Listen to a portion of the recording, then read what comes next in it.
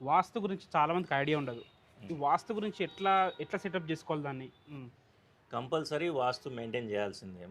Vastu is nothing but science. Okay. అంతే. Science. ఈశాన్యం ఒక నానుడుంది. హ్మ్. ఈశాన్యం గుంట, హ్మ్. నైరుతి హ్మ్. పంట, హుహు. వాయువ్యం పెంట, హ్మ్. ఓకే. ఆగ్నేయం మంట. వాహ్! ఈ 4 చూసుకుంటే ఇక ఇల్లు మనకు ఏది హుహు. లోపం ఉండదండి. ఓకే. ఇంకోటండి, నీ వాస్తు నమ్మను అన్న వాళ్ళకు కూడా నేను చెప్తున్నానండి. హ్మ్. నువ్వు వాస్తు నమ్మకుండా ఇల్లు కట్టినావనుకోండి, హ్మ్. నీకు ఇంట్లోకొచ్చే ప్రతి వ్యక్తికి అలాంటి నిర్ణయం ఉండదు కదండీ. అలా అవును. ఆలోచన ఉండదు కదా. అవును. నీ ఇంట్లోకొచ్చి నీ హ్మ్. కాఫీ, టిఫిన్‌లు నీవి తాగి, హ్మ్. ఈ ఈ ఇక్కడ మంచం లేక ఉండేదుండే, ఇక్కడ కిటికీ ఉండేదుండే, ఈ హుహు. స్థలం వేరే ఉందంటే ఆడోళ్ళకి మైండ్‌లో కూర్చుండిపోద్దండి అది. ఓకే. మనకు ఆ ప్రభావం పడతది ఆ విషయంలో. హుహుహు. అట్లా అది దృష్టిలో పెట్టుకొనైనా వాస్తుకెళ్ళాలి ఓకే. కంపల్సరీ. హ్మ్. వాస్తు ఉంటేనే మంచిదండి. హుహు. వాస్తు ఈస్ నథింగ్ బట్ సైన్స్ అని చెప్పాను కదా. అవునవునవును. అవునండి. అది. ఓకే.